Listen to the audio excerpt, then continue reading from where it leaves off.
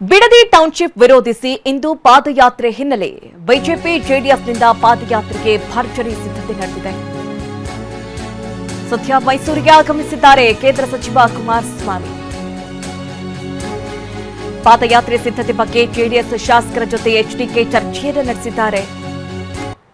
ನಿನ್ನೆ ಮೈಸೂರಿನ ಖಾಸಗಿ ಹೋಟೆಲ್ನಲ್ಲಿ ಎಚ್ಡಿಕೆ ವಾಸ್ತವ್ಯ ಹೂಡಿದ್ದಾರೆ. ಇವತ್ತು ಬೆಳಗ್ಗೆ ಚಾಮುಂಡಿ ಬೆಟ್ಟಕ್ಕೆ ತೆರಳಿ ವಿಶೇಷ ಪೂಜೆಯನ್ನ ಸಲ್ಲಿಸುತ್ತಾರೆ. ಪೂಜೆ ಸಲ್ಲಿಸಿ ಭೈರಮಂಗಲಕ್ಕೆ ಬರ್ತಾರೆ ಕುಮಾರಸ್ವಾಮಿ. ಬಿಡದಿಯ ಭೈರಮಂಗಲದಿಂದ ಬೆಂಗಳೂರಿನವರೆಗೂ ಪಾದಯಾತ್ರೆಯನ್ನು ಹಮ್ಮಿಕೊಳ್ಳಲಾಗಿದೆ. 3 ದಿನಗಳ ಕಾಲ ನಡೆಯುವಂತಹ ದೋಸ್ತಿ ನಾಯಕರ ಪಾದಯಾತ್ರೆ ನಡೆಯುತ್ತಾ ಇದೆ. Hotel Management with AI. Join IIHM, International Institute of Hotel Management. ನೇರ ಪ್ರಸಾರವನ್ನು ಗಮನಿಸ್ತಾ ಇರಿ, ನೇರ ದೃಶ್ಯಾವಳಿಗಳನ್ನು ಗಮನಿಸ್ತಾ ಇದ್ದೀರಿ. ಎಚ್ ಡಿ ಕುಮಾರಸ್ವಾಮಿ ಅವರು ಚಾಮುಂಡಿ ಬೆಟ್ಟಕ್ಕೆ ಭೇಟಿ ಕೊಟ್ಟಂತಹ ಸಂದರ್ಭದ ದೃಶ್ಯಗಳಿದು.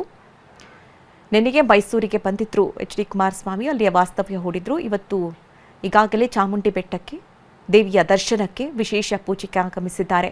ಇದಾದ ನಂತರದಲ್ಲಿ ಬೈರಹೊಂಗಲಕ್ಕೆ ಆಗಮಿಸಿದ್ದಾರೆ. ಅಲ್ಲಿಂದ ಪಾದಯಾತ್ರೆಯನ್ನ ಹಮ್ಮಿಕೊಳ್ಳಲಾಗಿದೆ. ಇವತ್ತು ಪಾದಯಾತ್ರೆಗೆ ಕುಮಾರಸ್ವಾಮಿ ಅವರು ಚಾಲನೆಯನ್ನ ನೀಡುತ್ತಾರೆ. ದೋಸ್ತಿಗಳು ಪಾದಯಾತ್ರೆ ಸಜ್ಜಾಗ್ತಾ ಇದ್ದಂತೆ ಸರ್ಕಾರದಿಂದ ಪ್ರತ್ಯಸ್ತ್ರ.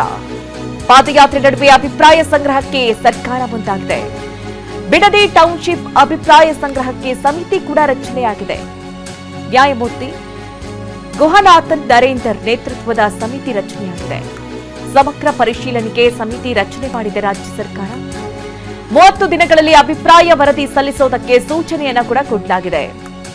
ನೋಡಿ, ಒಂದ್ ಕಡೆ ಬಿಜೆಪಿ ಜೆಡಿಎಸ್ ಸೇರಿ ಪಾದಯಾತ್ರೆಯನ್ನ ಹಮ್ಮಿಕೊಂಡಿದೆ. ಇನ್ನೊಂದು ಕಡೆ ಈಗ ರಾಜ್ಯ ಸರ್ಕಾರ ಸಮಿತಿಯನ್ನ ರಚನೆ ಮಾಡಿದೆ. ಸಮಿತಿ ಸದಸ್ಯರಾಗಿ ನಿವೃತ್ತ ಮುಖ್ಯ ಕಾರ್ಯದರ್ಶಿ ಎಸ್ಪಿ ರಂಗನಾಥ್, ನಿವೃತ್ತ ಅಪರ ಮುಖ್ಯ ಕಾರ್ಯದರ್ಶಿ ಎಸ್ಆರ್ ಉಮಾಶಂಕರ್, ನಿವೃತ್ತ ಐಎಎಸ್ ಅಧಿಕಾರಿ ಪ್ರಸನ್ನಕುಮಾರ್ ನೇಮಕ ಮಾಡಲಾಗಿದೆ.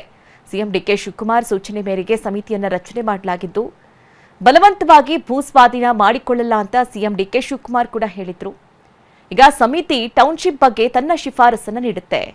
ಕಾನೂನಾತ್ಮಕ, ಮಾನವೀಯತೆ, ಸಮಗ್ರ ಅಭಿವೃದ್ಧಿ ಚೌಕಟ್ಟಲ್ಲಿ ವಿಶ್ಲೇಷಣೆಗೊಳಪಡಿಸಿ ತನ್ನ ಶಿಫಾರಸನ್ನು ನೀಡುತ್ತೆ. ಈಗ ಇದನ್ನ ವಿರೋಧಿಸಿ 3 ದಿನ ಪಾದಯಾತ್ರೆ, ಭೈರಮಂಗಲದಿಂದ ಫ್ರೀಡಂ ಪಾರ್ಕ್ ವರೆಗೆ ಕೂಡ ಈ ಪಾದಯಾತ್ರೆ ನಡೆಯುತ್ತೆ. ನಮ್ಮ ಭೂಮಿ ನಮ್ಮ ಹಕ್ಕು ಹೆಸರಲ್ಲಿ ಪಾದಯಾತ್ರೆಯನ್ನ ಹಮ್ಮಿಕೊಳ್ಳಲಾಗಿದೆ. ಒಟ್ಟು 38 ಕಿಲೋಮೀಟರ್ ಸಾಗಲಿದೆ ಪಾದಯಾತ್ರೆ. ಮೊದಲ ದಿನ 7 ಕಿಲೋಮೀಟರ್ ನಾಯಕರ ನಡಿಗೆ, ಭೈರಮಂಗಲದಿಂದ ಬಿಡದಿವರೆಗೂ 7 ಕಿಲೋಮೀಟರ್ ಪಾದಯಾತ್ರೆ ನಡೆಯುತ್ತೆ. ಮೊದಲ ದಿನ ಬಿಡದಿಯಲ್ಲಿ ಮೈತ್ರಿ ನಾಯಕರು ವಾಸ್ತವ್ಯವನ್ನ ಹೂಡ್ತಾರೆ. 2ನೇ ದಿನ 16 ಕಿಲೋಮೀಟರ್ ಸಾಗುತ್ತೆ ಪಾದಯಾತ್ರೆ. ಬಿಡದಿಯಿಂದ ನೈಸ್ ರೋಡ್ ವರೆಗೂ ಕೂಡ ಪಾದಯಾತ್ರೆ. ಇನ್ನು 3ನೇ ದಿನ 15 ಕಿಲೋಮೀಟರ್ ಸಾಗುತ್ತೆ ಪಾದಯಾತ್ರೆ. ಈ ಬಗ್ಗೆ ಹೆಚ್ಚಿನ ಡೀಟೇಲ್ಸ್ ಅನ್ನ ನೀಡ್ತಾರೆ ನಮ್ಮ ಪ್ರತಿನಿಧಿ ಸುನೀಲ್. ನೇರ ಸಂಪರ್ಕದಲ್ಲಿ ನಮ್ಮನ್ನ ಜಾಯ್ನ್ ಆಗ್ತಾ ಇದ್ದಾರೆ. ಸುನೀಲ್, ಈಗ ಪಾದಯಾತ್ರೆಯನ್ನ ಹಮ್ಮಿಕೊಳ್ಳಲಾಗಿದೆ ಬಿಡದಿ ಟೌನ್ಶಿಪ್ ಅನ್ನ ವಿರೋಧಿಸಿ. ಈ ಪಾದಯಾತ್ರೆಯನ್ನ ಜೆಡಿಎಸ್ ಮಾತ್ರ ಮಾಡ್ತಾ ಇದೆಯಾ ಅಥವಾ ಬಿಜೆಪಿಯು ಕೂಡ ಜೊತೆಗೂಡಿ ಈ ಪಾದಯಾತ್ರೆ ಮಾಡಲಾಗ್ತಾ ಇದೆಯಾ? ಯಾವೆಲ್ಲ ನಾಯಕರು ಈಗಾಗಲೇ ಬಂದಿದ್ದಾರೆ? ಏನ್ ಡೀಟೇಲ್ಸ್ ಇದೆ ಸುನೀಲ್? ಮಧು ನಾಗರಾಜ್, ಈಗಾಗಲೇ ಬಿಡದಿ ಟೌನ್ಶಿಪ್ ಒಂದು ಹೋರಾಟ ಎಂದೇ ರೈತರ ಹೋರಾಟವಾಗಿ ಉಳಿದಿಲ್ಲ, ಬದಲಾಗಿ ರಾಜಕೀಯ ತಿರುವು ಪಡೆದುಕೊಂಡು ದೊಡ್ಡ ಮಟ್ಟಿಗೆ ಸಂಘರ್ಷಕ್ಕೂ ಕೂಡ ಕಾರಣವಾಗಿದೆ. ಅದೇ ರೀತಿಯಾಗಿ ಇವತ್ತು ಬಿಡದಿ ಟೌನ್ಶಿಪ್ ವಿರೋಧಿಸಿ ಜೆಡಿಎಸ್ ದೊಡ್ಡ ಮಟ್ಟಿಗೆ ಪಾದಯಾತ್ರೆಯನ್ನು ಮಾಡ್ತಾ ಇದೆ. 3 ದಿನಗಳ ಕಾಲ ಈಗಾಗಲೇ ಬೆಂಗಳೂರು ಚಲೋ ಪಾದಯಾತ್ರೆ ಹಮ್ಮಿಕೊಂಡಿದೆ. ಬೈರಮಂಗಲದಿಂದ ಬೆಂಗಳೂರು ಚಲೋ ಪಾದಯಾತ್ರೆಯನ್ನು ಕೂಡ ಹಮ್ಮಿಕೊಳ್ಳಲಾಗಿದೆ. ಸುಮಾರು 38 ಕಿಲೋಮೀಟರ್ ಈಗಾಗಲೇ ಪಾದಯಾತ್ರೆಯನ್ನು ಜೆಡಿಎಸ್ ನಡೆಸಲಿಕ್ಕೆ ತೀರ್ಮಾನ ಮಾಡಲಾಗಿದೆ. ಇವತ್ತು 10 ಗಂಟೆಗೆ ಬಿಜೆಪಿ ಜೆಡಿಎಸ್ ನಾಯಕರು ಜಂಟಿಯಾಗಿ ಈ ಒಂದು ಪಾದಯಾತ್ರೆಗೆ ಚಾಲನೆಯನ್ನು ಕೊಡ್ತಾರೆ. ಬೈರಮಂಗಲ ಸರ್ಕಲ್ ಬಳಿಯಿಂದ ಅಲ್ಲಿಂದ ನೇರವಾಗಿ 38 ಕಿಲೋಮೀಟರ್ ಒಂದು ಪಾದಯಾತ್ರೆ ಕೂಡ ಇರುತ್ತೆ. ನಾನೀಗ ಒಂದು ಪಾದಯಾತ್ರೆ ಆರಂಭವಾಗುವಂತ ಬಿಡದಿಯ ಬೈರಮಂಗಲ ಸರ್ಕಲ್ ಅಲ್ಲಿದ್ದೀನಿ. ಈಗಾಗಲೇ ಎಲ್ಲಾ ರೀತಿಯಾದ ಸಿದ್ಧತೆಗಳು ಕೂಡ ಜೋರಾಗಿದೆ. ಅದೇ ರೀತಿಯಾಗಿ ಬೈರಮಂಗಲ ಸರ್ಕಲ್ ಅಲ್ಲಿ ಬೃಹತ್ ಕಟೌಟ್ಗಳು ಕೂಡ ದೊಡ್ಡ ಮಟ್ಟಿಗೆ ರಾರಾಜಿಸ್ತಾ ಇದೆ. ಈ ಒಂದು ಪಾದಯಾತ್ರೆ ಮೂಲಕ ರಾಜ್ಯ ಸರ್ಕಾರದ ವಿರುದ್ಧ ಈಗಾಗಲೇ ವಿಪಕ್ಷಗಳು ಒಂದು ದೊಡ್ಡ ಹೋರಾಟಕ್ಕೆ ಮುಂದಾಗಿದೆ. ಬಿಡದಿ ಟೌನ್ಶಿಪ್ ವಿರೋಧಿಸಿ ಈಗಾಗಲೇ ಕಳೆದ 1 ವರ್ಷದಿಂದ ನಿರಂತರವಾಗಿ ಹೋರಾಟ ನಡೀತಾ ಇದೆ. ಈ ಒಂದು ಹೋರಾಟವನ್ನ ಈಗಾಗಲೇ ದೊಡ್ಡ ಮಟ್ಟಿಗೆ ಅಸ್ತ್ರವಾಗಿ ಬಳಸಿಕೊಂಡು ವಿಪಕ್ಷಗಳು ಪಾದಯಾತ್ರೆಯನ್ನು ಕೂಡ ಮಾಡ್ತಾ ಇದೆ. ಇವತ್ತಿನ ಪಾದಯಾತ್ರೆ ಬೈರಮಂಗಲದಿಂದ ಆರಂಭವಾಗಿ ಸುಮಾರು 7 ಕಿಲೋಮೀಟರ್ ಈ ಒಂದು ಪಾದಯಾತ್ರೆ ಇರುತ್ತೆ. ನಾಳೆ 16 ಕಿಲೋಮೀಟರ್ ಪಾದಯಾತ್ರೆ ಇರುತ್ತೆ. ಮಂಗಳವಾರ 15 ಕಿಲೋಮೀಟರ್ ಪಾದಯಾತ್ರೆ ಇರುತ್ತೆ. ಒಟ್ಟು 38 ಕಿಲೋಮೀಟರ್ ಪಾದಯಾತ್ರೆ ಇರುತ್ತೆ. ಆ ಒಂದು ಪಾದಯಾತ್ರೆಗೆ ಸಕಲ ಸಿದ್ಧತೆಗಳು ಬೈರಮಂಗಲದಲ್ಲಾಗಿದೆ. ಈಗಾಗಲೇ ಯಾವುದೇ ರೀತಿಯ ಅಹಿತಕರ ಘಟನೆಗಳು ನಡೆಯಬಾರದು ಅಂತೇಳಿ ಮುಂಜಾಗ್ರತಾ ಕ್ರಮವಾಗಿ ಬಿಗಿ ಪೊಲೀಸ್ ಬಂದೋಬಸ್ತನ್ನು ಕೂಡ ಮಾಡಲಾಗಿದೆ.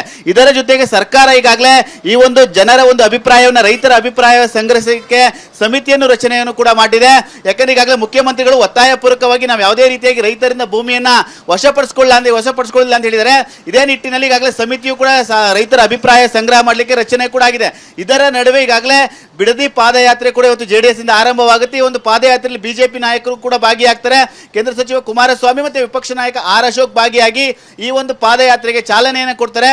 3 ದಿನಗಳ ಕಾಲ ಈ ಒಂದು ಪಾದಯಾತ್ರೆ ನಡೆಯುತ್ತೆ. ಈ ಒಂದು ಪಾದಯಾತ್ರೆ ಮೂಲಕ ದೊಡ್ಡ ಮಟ್ಟಿಗೆ ಹೋರಾಟವನ್ನು ಮಾಡಬೇಕು, ಸರ್ಕಾರ ಈ ಒಂದು ಭೂಸ್ವಾಧೀನವನ್ನು ಸಂಪೂರ್ಣವಾಗಿ ಕೈ ಬಿಡಬೇಕು ಅಂತೇಳಿ JDS ಈಗಾಗಲೇ ಸಾಕಷ್ಟು ಒತ್ತಾಯವನ್ನು ಕೂಡ ಮಾಡ್ತಾ ಇದೆ. ಆ ಒಂದು ನಿಟ್ಟಿನಲ್ಲಿ ಕೆಲವೇ ಹೊತ್ತಿನಲ್ಲಿ ಮಧು ನಾಗರಾಜ್ ಈ ಒಂದು ಬಿಡದಿಯ ಪಾದಯಾತ್ರೆ ಕೂಡ ಆರಂಭವಾಗುತ್ತೆ. ಸಾಕಷ್ಟು ಸಂಖ್ಯೆಯಲ್ಲಿ ರೈತರು, ಕಾರ್ಯಕರ್ತರು ಈ ಒಂದು ಪಾದಯಾತ್ರೆಗೆ ಆಗಮಿಸುವ ಸಾಧ್ಯತೆ ಕೂಡ ದಟ್ಟವಾಗಿದೆ. ಅದೇ ರೀತಿಯಾಗಿ ಇನ್ನೊಂದು ಕಡೆ ಈಗಾಗಲೇ ಇದು ಕುಮಾರಸ್ವಾಮಿ ಅವರ ಕೂಸು, ಕುಮಾರಸ್ವಾಮಿ ಇದು JDS ಏನಿದೆ ಇದು ಪ್ರಾಯಶ್ಚಿತ್ತದ ಪಾದಯಾತ್ರೆಯನ್ನು ಮಾಡ್ತಾ ಇದೆ ಅಂತೇಳಿ ಈಗಾಗಲೇ ಕಾಂಗ್ರೆಸ್ ಕೂಡ ದೊಡ್ಡ ಮಟ್ಟಿಗೆ ಟೀಕೆಯನ್ನು ಮಾಡ್ತಾ ಇದೆ. ದೊಡ್ಡ ಮಟ್ಟಿಗೆ ಸಾಕಷ್ಟು ಕಡೆ ಫ್ಲೆಕ್ಸ್ಗಳನ್ನು ಕೂಡ ಆಗಿದೆ. ಆ ಒಂದು ಹಿನ್ನೆಲೆಯಲ್ಲಿ ಬಿಗಿ ಪೊಲೀಸ್ ಬಂದೋಬಸ್ತನ್ನು ಕೂಡ ಮಾಡಲಾಗಿದೆ. 10 ಗಂಟೆಗೆ ಒಂದು ಪಾದಯಾತ್ರೆಗೆ ಚಾಲನೆಯನ್ನು ಕೂಡ ನೀಡಲಾಗುತ್ತೆ. Madhu Nagaraj. Okay Sunil, thank you ನಿಮ್ಮೆಲ್ಲ ಡೀಟೇಲ್ಸ್ಗಾಗಿ.